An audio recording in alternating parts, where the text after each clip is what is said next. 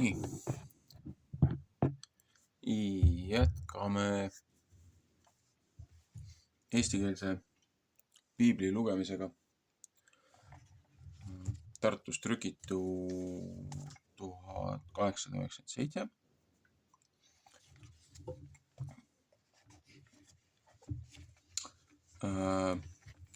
Oleme siis Moosese 3. raamatus.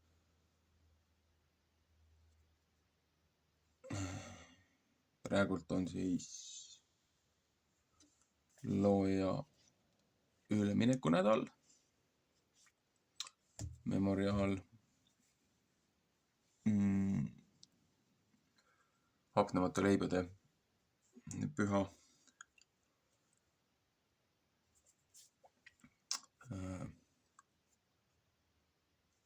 neljas päev siis, kokku 7 päeva ja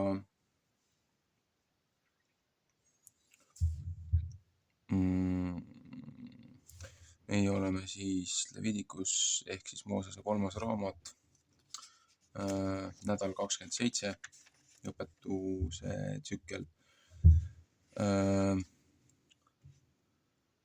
Tazria, kui ma õigesti loen, Tazria, seda vist venitada ei tohi, hääldust. Conceived ehk siis nagu eostas või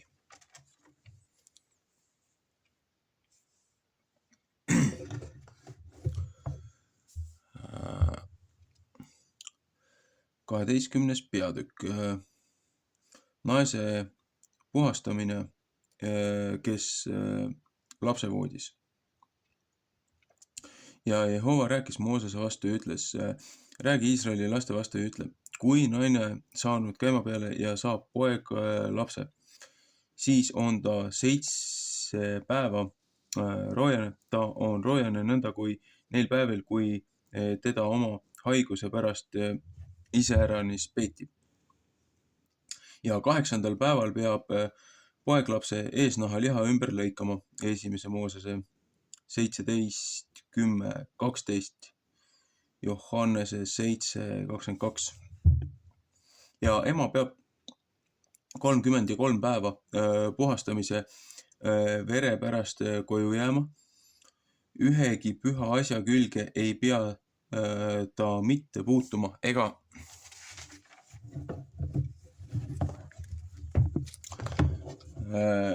püha maja juurde tulema, seni kui tema puhastamise päevad täis saavad. Ja kui ta tütarlapse saab, siis on ta 2 nädalat roojane, otse nõnda kui teda iseäranis peeti ja ta peab 66 päeva puhastamise vere pärast koju jääma. Ja kui ta puhastamise päevad, olgu see poja ehk tütre pärast täis saavad, siis peab ta 1-aastase lamba talle põletamise ohvriks ja 1 tuipoja ehk turteltui patu ohvriks tooma koguduse telgi ukse ette preestri kätte. Ja see peab seda ohverdama Jehova ees ja tema eest ära lepitamist tegema, siis saab ta puhtaks oma vere hallikast. See on käik selle pärast, kes lapse saab, olgu poeg ehk tütarlaps. Ja kui tema jõud ei anna üht talle saada, siis peab ta võtma 2 turtli tuikest ehk 2 tuipoega, teise põletamise ohvriks ja teise patuohvriks. Ja preester peab tema eest ära lepitamist tegema, siis on ta puhas. 13. peatükk. Mitmesugune pidali-kärn inimeste ja riiete küljes. Ja Jehova rääkis Moosese ja Aaroni vastu ja ütles, kui ühe inimese liha naha küljes on 1 muhk ehk paise ehk kärnatäht ja see saab nõnda kui pidalitõbe viga tema liha naha küljes, siis peab teda viidama preestri Aaroni juurde ehk ühe tema poja ja preestrite juurde. Kui preester näeb viga liha naha küljes, et karvad viga sees löönud valgeks ja viga näitab madalam olevat kui tema muu lihanahk, siis on see pidalitõbe viga ja kui preester teda näinud, siis peab ta teda roojaseks mõistma.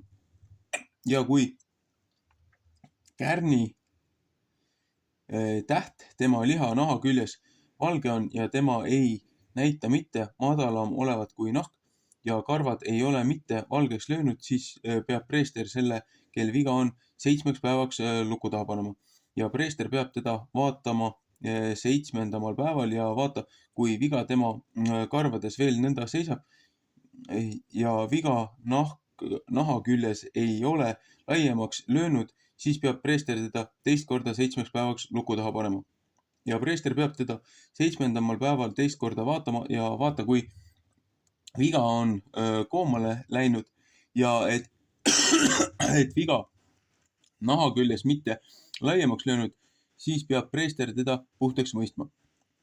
See on paise ja ta peab oma riideid pesema, siis on ta puhas. Ja kui paise ikka laiemaks lööb naha küljes pärast seda, kui ta saab ennast preestrile näidatud omaks puhastamiseks ja ennast teist korda preestrile näidanud ja preester on teda vaadanud ja vaatab, paise on laiemaks löönud naha küljes, siis peab preester teda roojaseks mõistma, see on pidalitõbi. Kui pidalitõbe viga ühe inimese küljes on, siis peab teda preestri juurde viidama ja preester peab vaatama ja vaata, kui üks valge mukk naha küljes on sees karvad valgeks löönud ja verine liha muu sees on. See on üks vana pidalitõbi tema liha naha küljes.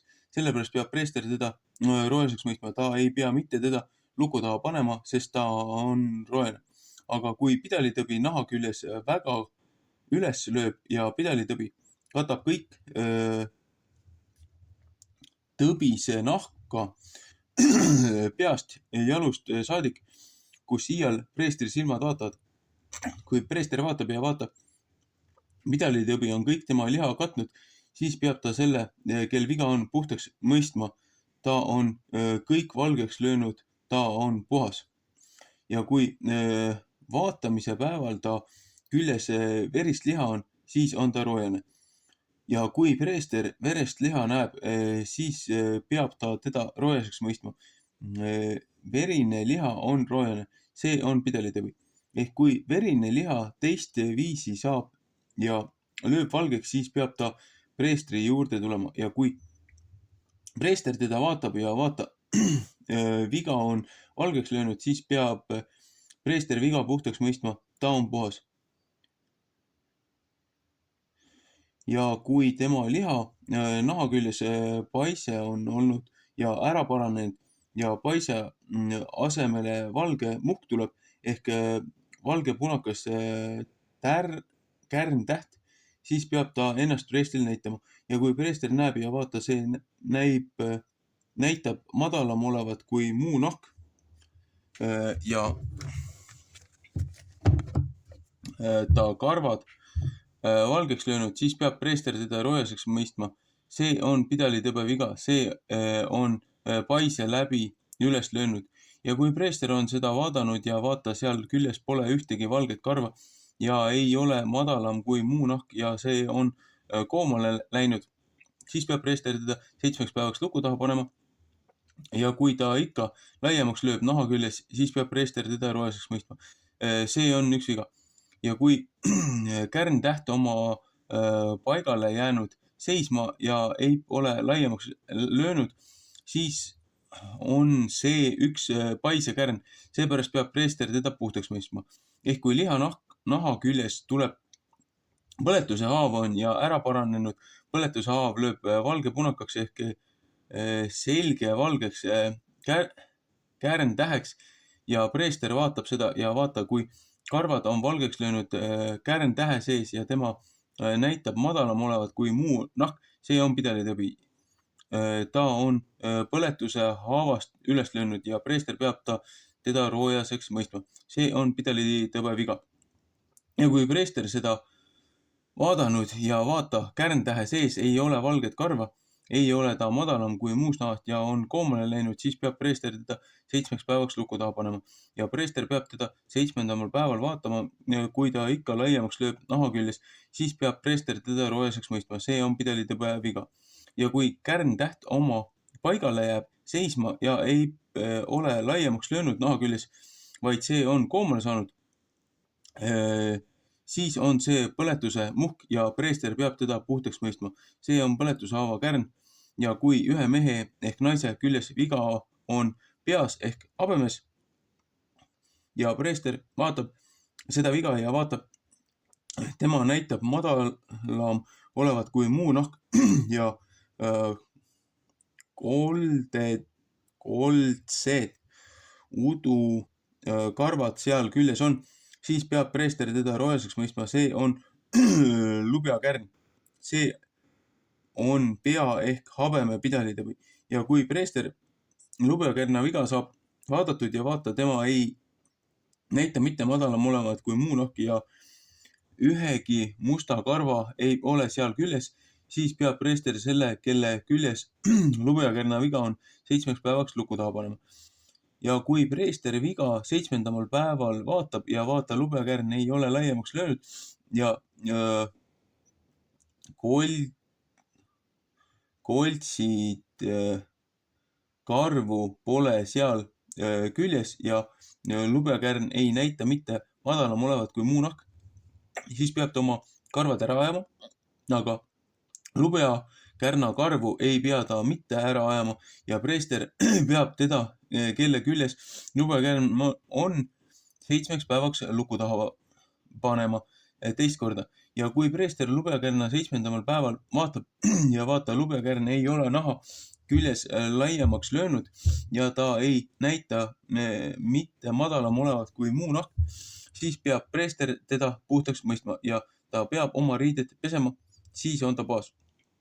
Ja kui lubjakärn ikka laiemaks lööb naha küljes pärast tema puhastamist ja preester vaatab seda ja vaata, lubjakärn naha küljes on laiemaks löönud, siis ei pea preester mitte katsuma kollase habeme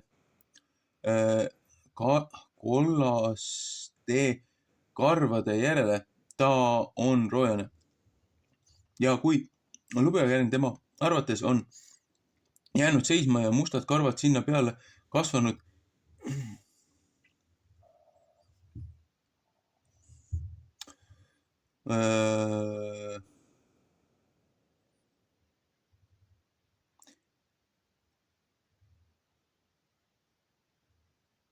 ja kui lubjakärn ikka laiemaks löönud naha küljes pärast tema puhastamist.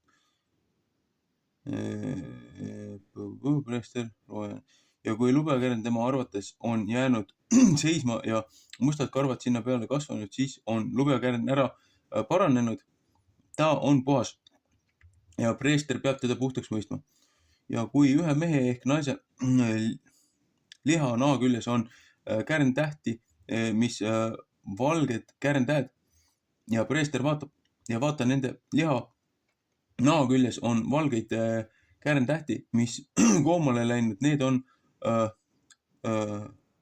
rakud, mis üles löönud naha seest, ta on puhas. Ja kui ühe mehe juukseid peast ära lähevad, siis on ta paljas pea, ta on puhas. Ja kui juuksed tema peaotsast poolt ära läinud, siis on ta eespoolt paljas pea, ta on puhas. Ja kui paljas peas ehk paljas pea otsas on valge punakas viga, siis on see pidalitõbi, mis üles löönud tema palja pähe ehk tema palja pea otsast. Ja preester vaatab teda ja vaatab, viga muhk on valge punakas tema paljas peas ehk ta paljas pea otsas, see on nõnda kui pidalitõbise nägu liha naha küljes.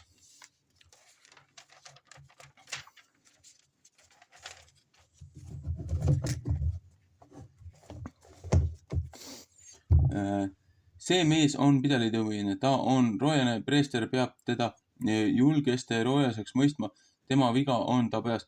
Ja pidalitõbine, kelle küljes viga on, sellel peavad üles arutatud riided olema ja ta peab pea katmata olema ja ta peab habeme kinni mässima ja hüüdama roojane. Kõik päevad, kui ta viga tema küljes on, peab ta roojane olema. Roojane on ta peab üksi elama leeri taga, olgu ta aset. Ja kui ühe riide küljes on pidalitõbise viga, olgu see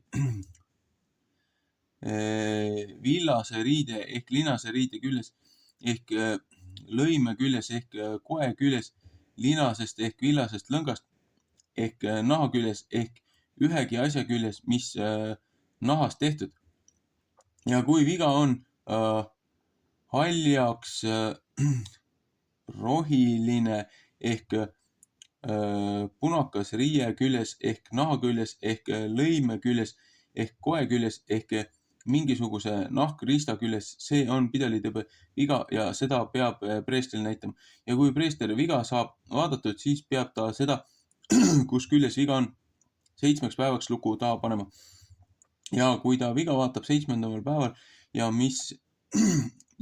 viga laiemaks löönud riide küljes ehk lõime küljes ehk koe küljes ehk naha küljes, mis mingisuguse riista küljes, mis iial nahast tehtud, siis on see sööja pidalitõbe viga, see on roojane. Ja ta peab riided ära põletama ehk lõime ehk koe, olgu see villane ehk linane ehk kõik nahkriistad, kus viga küljes on, sest see on sööja pidalitõbi. Seda peab tulega ära põletama. Ja kui preester vaatab ja vaatab viga pole mitte laiemaks löönud ei riide küljes ega lõime ega koe küljes ega mingisuguse nahkriista küljes, siis peab preester käskima nemad seda, kus küljes viga on, peavad pesema ja ta peab seda 2 korda 7 päevaks luku taha panema. Ja kui preester seda vaatab pärast seda, kui viga saanud ära pestud ja vaatab, viga ei ole 2 karva saanud ehk viga küll ei ole laiemaks löönud, see on roojane. Tulega pead sa seda ära põletama, see on läbi söödud väljast poolt ja seespoolt.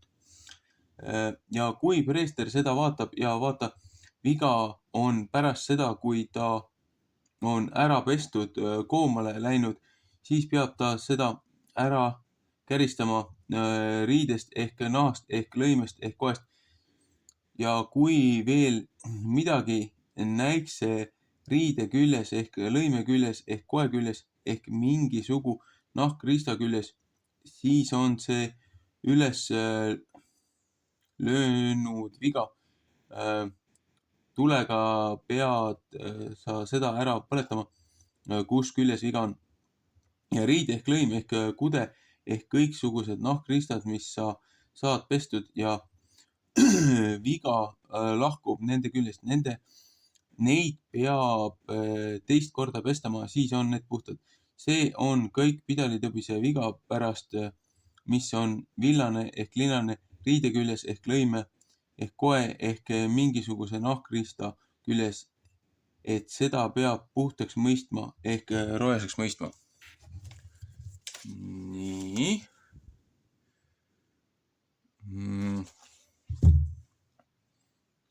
12 ja 13.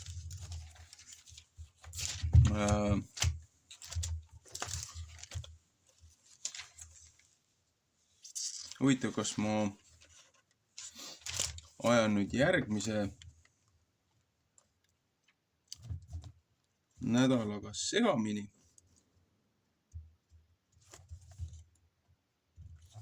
Või minu arust peaks see osa pikem olema.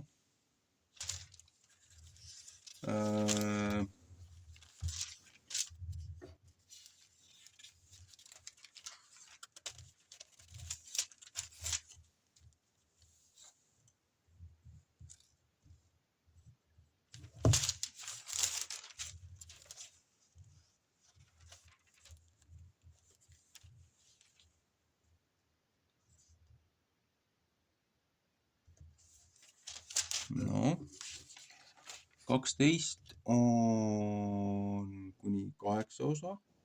Kattub, tundub, et kattub.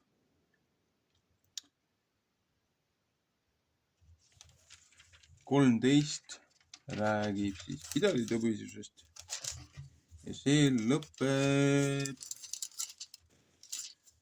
59-ndaga. Siin lõpeb ka 59-ndaga.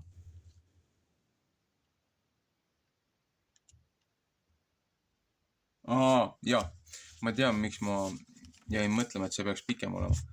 Järgmise nädala õpetuses räägib natukene siis sellest puhastusest, nii-öelda pidalitõbisusest. Miks mul enne mõte kinni jooksis?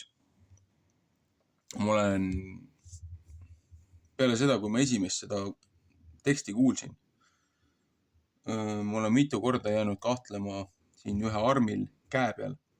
Siin räägib ka, et nahk on heledam ja valged karvad, aga ta ei ole suuremaks läinud, ta on tagasi tõmmanud. Ja kui hästi vaadata, siis siin paar musta karva kõik on, aga valged karvad on jäänud. Kunagi sai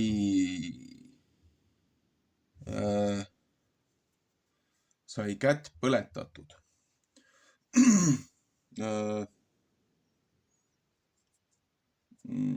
Ühesõnaga põletushaavad. Ja siis kuskil käe peal on veel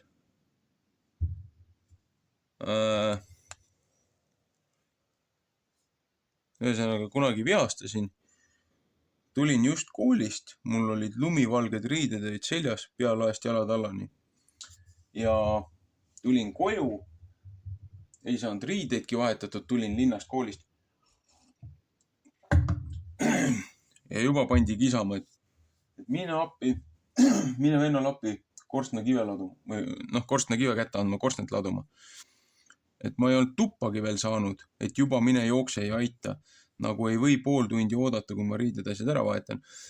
Ja siis ma tulin siia oma tuppa, aga mul see uks on, enamus uksest on nagu see töödeldud klaas või, siuke rohekas, et otse selgelt läbi ei näe. Ja ma ei viitsinud, vahetasin riided ära ja ma ei viitsinud seda ukse lingist, seda ust lahti lükata. Tavaliselt oli mul pool vinnas ja ma lükkasin klaasi pealt käega ja mingi 3-4 kildu said siia kätte sisse niimoodi, et need ukse klaasi killud olid mul käe sees. Käsi jooksis kuradi verd mässisin selle kinni ja siis läksin appi. Hooga lükkasin selle ukse lahti klaasist. Läksin appi neid kive tõstma. Aga selle käega on küll neid õnnetusi olnud, et kooli ajal läksin kaklusele vahele, löödi mulle pastakas kätte siia kuradi, ikka päris sügavale, niimoodi, et armid järgi. Löödi pastakas käest mitte käest läbi, aga poole käe peale. Et ja kui vaatad neid erinevaid neid puhastusseadusi ja neid, et nagu see, et 12. peatükis oli, et kui naine sünnib, et naise eraldus. Et muidu on 33 päeva, kui on poisslaps, aga kui on tüdruklaps, siis on 66 päeva. Pluss veel siis see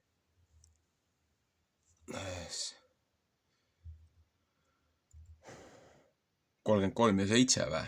Jah, 33 ja 7 ja siis 66 ja 14 ehk siis 40 ja 80 päeva. See on see eraldus. Aga teisest küljest ka on see, et mitte, et et nii-öelda, et ütlevad, et naine on roojane ja laps on roojane, või nii-öelda mitte puhas. Aga tegelikult see eralduse olek on ka ju nii-öelda meditsiiniliselt tõestatud, et et lapse tervise ja siis selle just äsja sünnitanud selle naise tervise heaolu aspektist, et juba nad ei tohiks teiste sekka minna. Immuunsüsteem, pisikud, bakterid, kõik muud asjad. Et juba see mängib rolli. Pluss see, et siin ütleb, et 8. päeval, et kui lõigatakse siis meeslapsel see eesnahk, et 8. päeval, et arstid ka alles suht hiljuti avastasid, et 8. päeval, et mitte varem, mitte hiljem, aga just 8. päeval keha pidi tootma, ma ei mäleta, mis asi see täpselt oli, ühesõnaga ühte spetsiifilist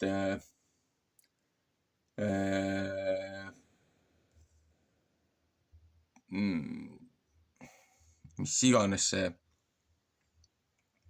asi oli, mingit vitamiini või mingit komponenti. Et kui 8. päeval lõigatakse, siis kasvab kõige kiiremini kinni kõige väiksemad tüsistused, et just sellel päeval on nagu mitmekordne keha regenereerimise taastamisvõime. Ja seda teati juba mitu tuhat aastat tagasi piiblilistel aegadel ja meil alles arstid nüüd avastavad seda.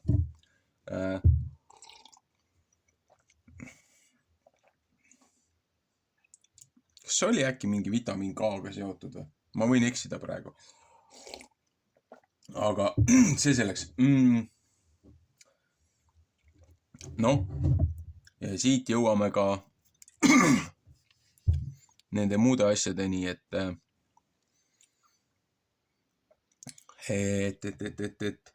pidalitõbisus, et kui sul on teatud haigused või teatud, tollel ajal nagu selliseid muid väga haigusi nii-öelda ei ole täheldatud, pigem nagu füüsiliselt on näha olnud siis need igasugused need, olgu need verevillid või mis iganes need probleemid ja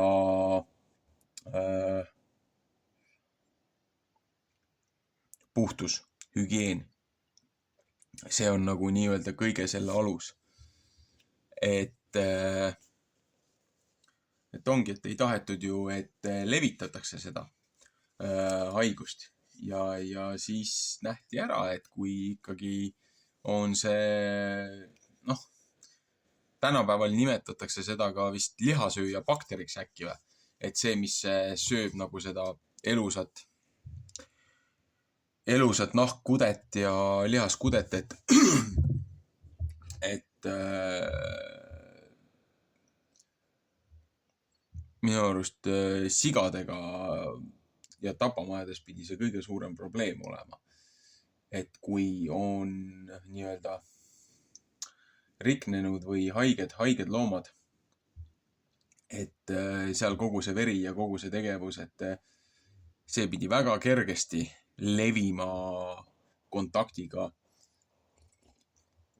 edasi muudele siis tolles kohas töödeldud siis lihadele. Et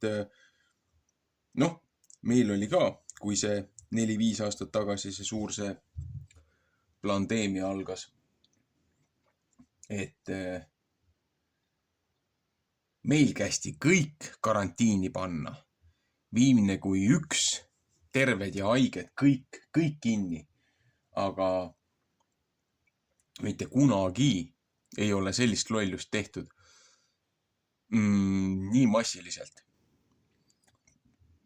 Mulle teada olevalt. Et haiged on alati eraldatud, isoleeritud. Ja on kontrollitud seda kontrollgruppi. Ja kui haigete ilmingud on tagasi tõmmanud ja pole nendega enam probleeme, siis on nad lastud teiste sekka.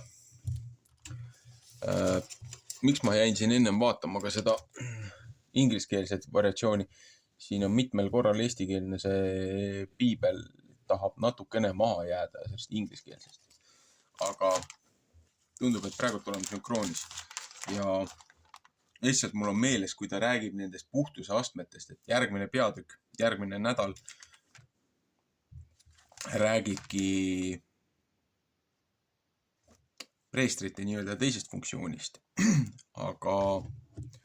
aga see läheb ka selle puhtuse ja kõige sellega kokku.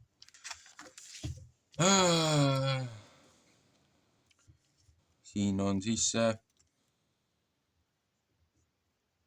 välja lõigatud versioon sellest kalendrist. Kes on seda omale välja lõikanud, kes ei ole. Mul nendel eelmistel paaril videol on see link ka juures, et siit näitab ära, kuidas ja mis osad välja lõigata. Et noh, selle formaadi peal peaks olema, et kui see nii-öelda need roosad jooned on, roosad piirjooned, et siis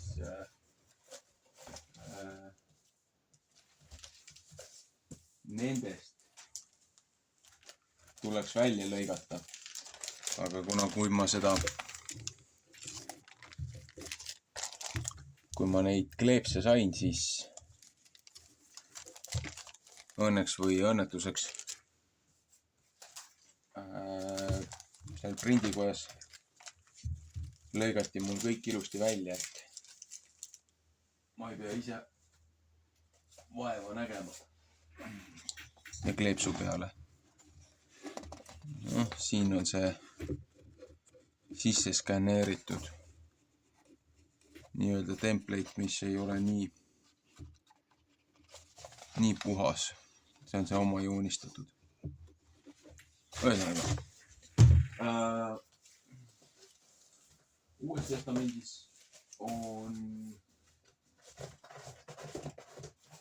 parasjagu huvitavad selle nädalaõpetuse kohta. Prohvetitest teises kuningas räägib natukene sellest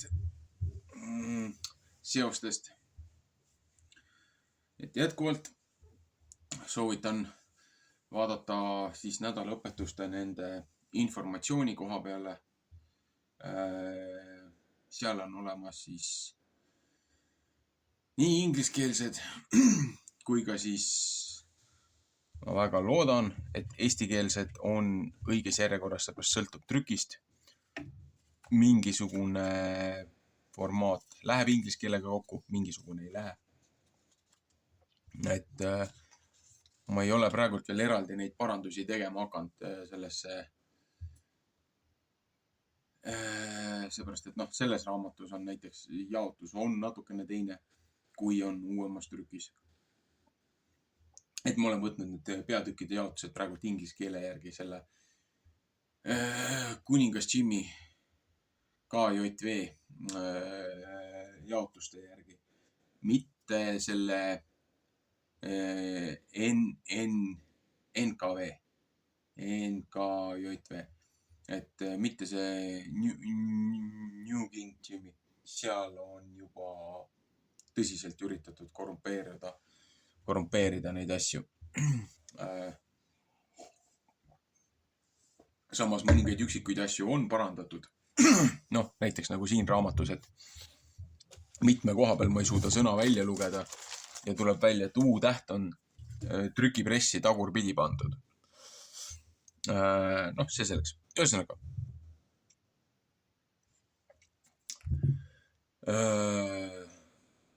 Siin selles tekstis ju otseselt siis selle hapnemata leivade pühast ja paasapäevast küll ei ole räägitud. Nendest räägiti mõned nädalad varem, selles eelmises raamatus. Aga selle raamatu siis nii-öelda selle 3. Moosese raamatu algusega, kui me vaatame neid nädalatsükleid ja õpetustsükleid, siis siin 2 nädalat järjest näitas ilusti, et et kui sa hakkad peale seda sügisesi pühasi neid õpetustsükleid lugema ja kui me nüüd vaatame seda liignädalat, seda hüppenädalat, et üks nädal oli nagu topeltnädal et kui on liignädal, siis jagad selle nädala portsjoni 2, aga muidu loed need kokku. Ja kui sa ilusti seda järge pead, siis ongi, et selle portsjoni järgi eelmine nädal oli siis see kosmiline teine nädal.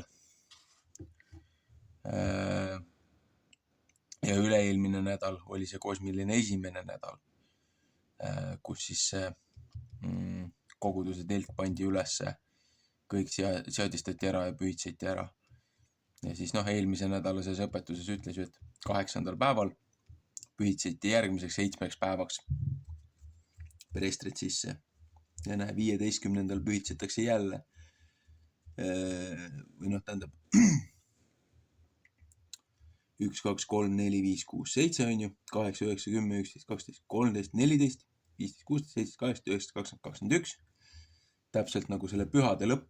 Et see on ka jube hästi mängib välja, et kui on nii-öelda see looja pühad, olgu see kevadpüha või sügispüha või, et siis poole püha pealt ka ülempreester ja see seltskond, kes templi talitusi teevad, et poole nädala pealt nemad ei vahetu. Aga kui sa püüad ükskõik missuguse muu jutumärkides Enochi või Soli lunar ehk siis nii-öelda kuupäikse nende muude kalendrite järgi minna, siis tekib paljudes kohtades see probleem, et see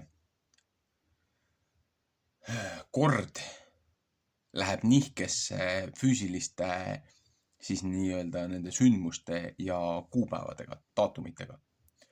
Aga selle süsteemi järgi tundub praegult, et toimib. Siiamaani on toiminud.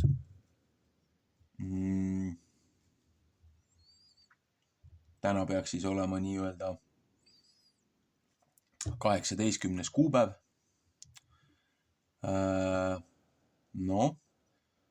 Arvutirakendus näitas mulle nii-öelda musta kuud. Täna vist pidi mingisugune päiksevarjutus ka veel olema. Ja lisaks kõigele et täna on 29.2025 märts, et oleme ilusti laupäeva peal. Ma ei tea, mis see muudes kalendrites on. Ma neid kaasaegseid neid kalendreid ja neid võrdlusi nagu suured reeded ja lihavõtted ja neid asju ma ei jälgi. Seepärast ma tean, et esiteks juba see ülesehitus on vale ja see nende aja arvamine on vale. Pole ammu neid pühasi pidanud. Aga homme peaks siis olema meie informatsiooni kohaselt Kristuse ülestõus ja siis see esmaste viljade püha, mis kattub siis 4 päeva, et 22. ehk siis kui pühapäev on see esimene päev, teine, kolmas või tähendab 21. 3 päeva, et 19, 20, 21. Et siis kui 19 on 30. Märts, 20. kuupäev. Nüüd ongi, märtsikuus on 31 päeva. 20. peaks siis 31. olema ja 21. esimese kuu 21. peaks siis olema 1. aprill või? Vot kus aprillin oli. Aga olgu, ma panen selle tänase video kinni ja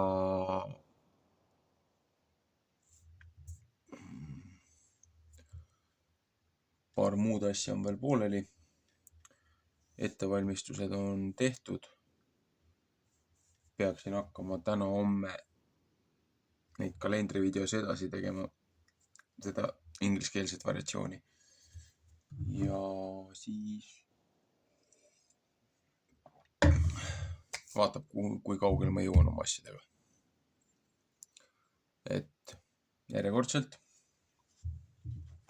tänud neile, kes suvatsevad seda kuulata, kaasa mõelda. Olen tähele pannud, et mõningad uued tellijad on ka kanalile tekkinud, kes kui kauaks huvi on või vaatamist on. Aga vähemalt ma loodan, et see, mis ma siin teen, ei ole ilmaasjata. Ühesõnaga, meeldivat puhkepäeva. Shabbat shalom. Kuidas ta siis oli? Hevenu shalom adente. Ühesõnaga, meeldivat puhkepäeva. Ja kes tähistab pühasi või memoriaali, nendele ka siis jätkuvaid pühi.